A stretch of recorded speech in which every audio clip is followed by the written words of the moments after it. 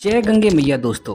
हिंदू धर्म में गंगा नदी को सबसे पवित्र नदी माना जाता है। रामायण तथा महाभारत में भी पवित्र गंगा नदी का उल्लेख मिलता है। ऐसा माना जाता है कि कोई भी व्यक्ति गंगा में डुबकी लगाता है तो उस व्यक्ति के जन्मों जन्मों के पाप धुल जाते हैं।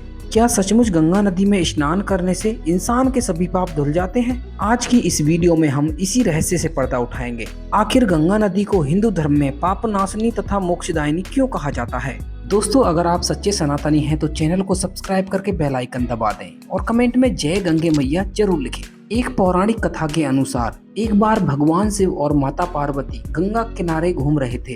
तभी दोनों घूमते हुए गंगा के तट पर पहुंचे। तब माता पार्वती ने देखा कि लोग गंगा में स्नान करते हुए हर हर महादेव का जाप कर रहे हैं, परंतु स्नान करने के पश्चात किसी भी व्यक्ति के चेहरे पर मुस्कान नहीं है।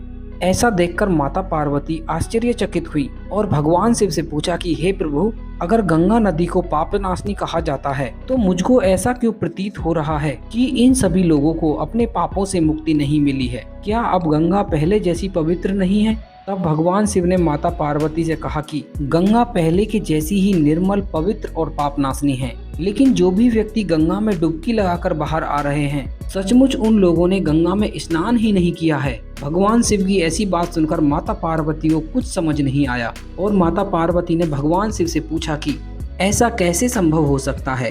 हे प्रभु, आप भी तो देख रहे हैं कि ये सभी व्यक्ति गंगा में स्नान करके बाहर आ रहे हैं। तब भगवान शिव ने माता पार्वती से कहा कि ये सभी व्यक्ति सिर्फ जल से स्नान करके बाहर आ रहे हैं, किंतु कोई भी व्यक्ति गंगा के पवित्र जल में स्नान नहीं कर रहा है। और भगवान शिव ने माता पार्वती से कहा कि इसका रहस्य मैं आपको कल बताऊंगा। ऐसा बोलते हुए भगवान शिव माता पार्वती को लेकर वहां से चले गए। दूसरे दिन सुबह भारी बरसात होने के कारण सभी रास्ते कीचड़ से पूरी तरह से भर गए। उस समय भगवान शिव ने अपना रूप बदलकर एक बूढ़े व्यक्ति का रूप धारण कर लिया और कीचड़ भरे रास्ते के एक गड्ढे में जाकर गिर गए और उस गड्ढे से निकलने की कोशिश करने लगे। उसी समय भगवान शिव ने पास में खड़ी माता पार्वती से कहा कि तुम आवाज लगाओ कि मेरे बूढ़े पति अचानक से गड्ढे में गिर गए हैं, कोई मेरी मदद करो और मेरे पति को इस कीचड़ के गड्ढे से निकालकर प्राण बचा लो। और भगवान शिव ने माता पार्वती से यह भी कहा कि जो भी व्यक्ति मुझको बचाने आए उससे पता कर लेना कि उसने अपने जीवन में कोई पाप तो नहीं किया है, तभी वह व्यक्ति मुझसे हाथ लगाए, अन्यथा वह जलकर भस्म हो जाएगा। माता पार्वती भगवान शिव की बात सुनकर एक सुंदर नारी का रूप धारण करके भगवान शिव के पास बैठ गई और भगवान शिव के कहने पर मदद के लिए जोर जोर से आवाज लगाने लगी। कुछ समय के पश्चात गंगा से स्नान करने के पश्चात लोग वहां से गुजरने लगे। सभी व्यक्ति सुंदर नारी की बात सुन तो रहे थे, लेकिन सुंदर नारी को देखकर सभी व्यक्तियों के मन में पाप आ जाता था। इस कारण लोक लज्जा के डर से कोई भी व्यक्ति उसके पास नहीं आया। कुछ लोगों ने माता पार्वती से यह भी कहा कि तुम इस बुढ़े व्यक्ति को मरने के लिए छोड़ क्यों नहीं देती?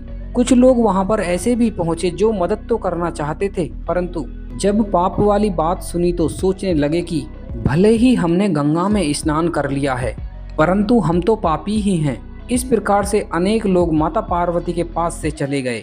शाम हो गई थी। उसके बाद भगवान शिव ने माता पार्वती से कहा कि तुमने देखा कि गंगा में नहाने वाला व्यक्ति मुझको बचाने की हिम्मत नहीं जुटा सका। उसी समय एक व्यक्ति हाथ में जल का डिब्बा लेकर हर हर महादेव का जाप करता हुआ वहां से गुजरा। माता पार्वती ने भी उस व्यक्ति से मदद मांगी और माता पार्वती की बात को सुनकर उस व्यक्ति को दया आ गई। और जब वह व्यक्ति भगवान शिव को बाहर निकालने के लिए चला, उसी समय माता पार्वती ने रोते हुए कहा कि अगर तुमने कोई पाप नहीं किया है तभी मेरे पति को हाथ लगाना, अन्यथा तुम जलकर भस्म हो जाओगे। इसके बाद व्यक्ति ने पूरे आत्मविश्वास के साथ कहा कि माता, मेरे निष्पाप होने में आपको क्या संदेह है? आपने मुझको देखा नहीं कि मैं अभी अभी गंगा में स्नान करके आया हूँ? और आपको मालूम नहीं है कि गंगा में स्नान करने के पश्चात कोई पाप नहीं रहता? और व्यक्ति ने माता पार्वती से कहा कि वह आपके पति को कीचड़ से बाहर निकाल देगा। ऐसा कहते हुए व्यक्ति ने भगवान शिव को कीचड़ से बाहर निकाल दिया। माता पार्वती और भगवान शिव उस व्यक्ति से बहुत प्रसन्न हुए और दोनों ने उस व्यक्ति को साक्षात दर्शन दिए और व्यक्ति को अपना आशीर्वाद देकर वहां से चल दिए। रास्ते में जाते समय भगवान शिव ने माता पार्वती से कहा कि देखा आपने, इतने लोगों में से सिर्फ एक व्यक्ति ने ही गंगा में डुबकी लगाई है, बाकी सभी लोग तो सिर्फ जल में डुबकी लगाकर जा रहे हैं। और भगवान शिव ने माता पार्वती से कहा कि लोग गंगा में स्नान करके सिर्फ अपने शरीर को धो रहे हैं, अर्थात जो भी व्यक्ति बिना किसी श्रद्धा और विश्वास के पवित्र गंगा में स्नान करते हैं उनको वास्तविक फल नहीं मिलता। श्रद्धा और विश्वास के साथ किए गए गंगा स्नान का वास्तविक फल मिलता है। वैसे आजकल के लोगों को यह विश्वास ही नहीं है कि उनके गंगा में स्नान करने से उनके मन के पाप धुल जाएंगे। इसी कारण ऐसे लोगों का पवित्र गंगा में स्नान करना व्यर्थ है। अगर मन में सच्ची आस्था हो तो पत्थर को भी देवता बनाया जा सकता है। तो दोस्तों, पवित्र गंगा में स्नान करने से आपके पाप धुल जाएंगे अगर आप गंगा मैया के प्रति अटूट श्रद्धा और विश्वास रखते हैं। दोस्तों, मैं आशा करता हूं आपको हमारा वीडियो पसंद आया होगा। वीडियो अच्छा लगा हो तो वीडियो को लाइक करें, ज़्यादा से ज़्यादा शेयर करें, साथ ही कमेंट में जय गंगे मैया जरूर लिखें। और ऐसी ही धार्मिक और रहस्यमयी वीडियोस देखने के लिए चैनल को सब्सक्राइब करके बेल आइकन दबा दें।